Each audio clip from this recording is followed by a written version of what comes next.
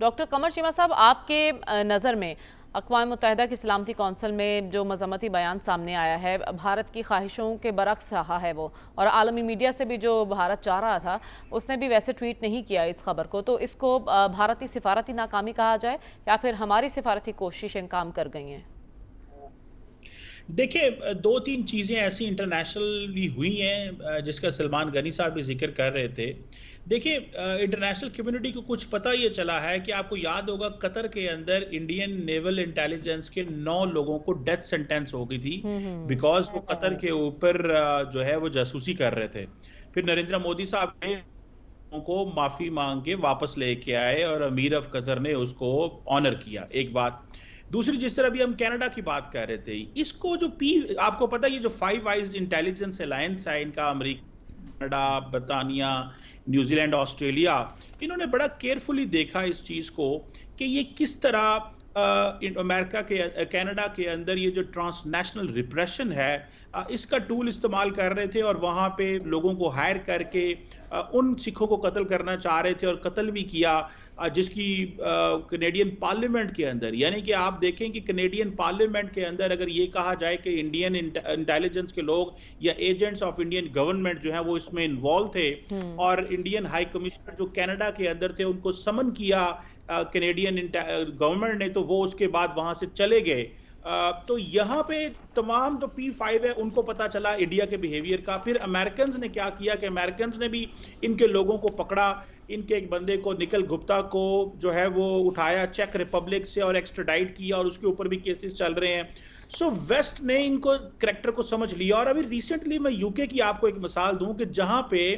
जो right wing Hindutva organisation है उनका फार राइट जो ब्रिटिश ग्रुप्स हैं उनके साथ एक अलायंस है कि किस तरह मुसलमानों को मलाइन किया जाए, खास तौर पे गजा के बाद जो सिचुएशन डेवलप हुई। तो वेस्टर्न जितने लोग हैं उनको इनके करैक्टर की समझ आई है, भारत के करैक्टर की समझ आई है, इसलिए वो जो स्टोरी है वो बिक नहीं रही। इसीलिए जो यूएन सिक्योरिटी काउंसिल की जो बात है वो दुनिया ने एहसास किया। और दूसरा, इसमें एक पैटर्न को समझने की जरूरत है कि नरेंद्र मोदी साहब ने तीसरा इलेक्शन लड़ा और जीते वो, और उनके हर इलेक्शन के अंदर एक वाकया वो करते हैं, जिसमें आप 2016 में उड़ी का नाम लेते हैं,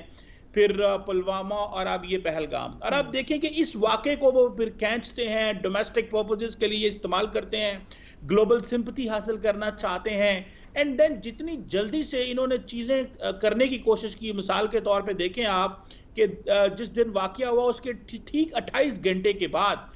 भारत ने इतने बड़े फैसले ले लिए जी कि मिलिट्री अटैचीज भी वापस चले जाएं, बॉर्डर भी बंद हो, इंडस वाटर ट्रीटी भी हो जाए। अब तो बहुत सारी चीजें लोग जो मशकूक हो गई हैं और वेस्ट के अंदर वो जो तासुर है, इसीलिए यूएन सिक्योरिटी काउंसिल ने भी इनको लिफ्ट नहीं कराई। इसीलिए भारत का जो इस वक्त भारत का मीडिया वो बड़ा चीख रहा है और वो वेस्टर्न मीडिया को कह रहा है कि आप इनको टेररिस्ट कहें, वो इनको गनमैन कहते हैं। वो उनको पता है कि जो नेचर ऑफ कश्मीर है, भारतीय ऑपोजिशन के सवालात भी तो चुभ रहे हैं ना, खुद भारतीय अवाम में भी काफी हद तक शऊर आ गया। तो आपको नहीं लगता कि मोदी सरकार खुद अपने ही जाल में फंसती जा रही है अपने प्रोपेगेंडे में?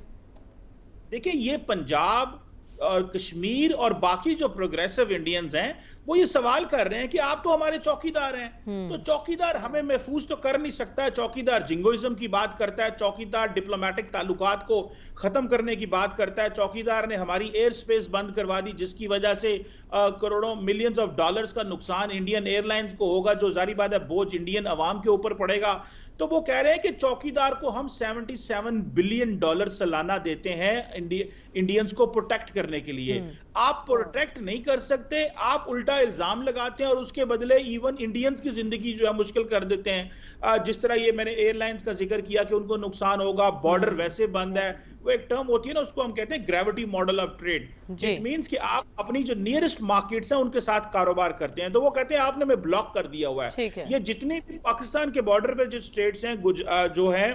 राजस्थान हो या पंजाब हो, ये सारे के सारे बड़े तंग हैं कि पाकिस्तान से कारोबार नहीं कर सकते, इनकी एग्रीकल्चर प्रोडक्ट्स की वो कीमतें नहीं, तो वो तंग है। इसीलिए कश्मीर और सारे इलाकों में अब सवाल किए जा रहे हैं और जो प्रोग्रेसिव इंडियंस हैं वो पूछ रहे हैं कि चौकीदार ने इंडिया के लिए क्या किया है, सिवाय इसके के लिए इंडिया के लिए ऑप्शंस बंद की एग्जैक्टली हैं। और यही वजह है कि मोदी सरकार का 2/3 मेजोरिटी का ख्वाब भी पूरा नहीं हो सका इस दफा। कमर चीमा साहब, आपकी नज़र में जो कुछ लंदन में हुआ, भारतीय जनूनियत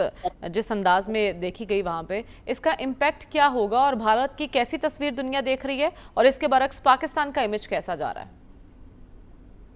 देखिए, पहली बात तो ये है कि ये जो तासुर दुनिया के सामने आहिस्ता-आहिस्ता ये जो हिंदुत्व का है, ये दुनिया के सामने जाना शुरू हो गया है वेस्टर्न वर्ल्ड के अंदर। मैं जैसे आपको पहले बता रहा था कि जो हिंदुत्व की तंज़ीमें हैं, वो फार राइट जो वेस्टर्न हैं, उनके साथ अलायंस बना रहे हैं। तो ये लोगों को पतना शुरू हो गया है कि ये जो लिबरल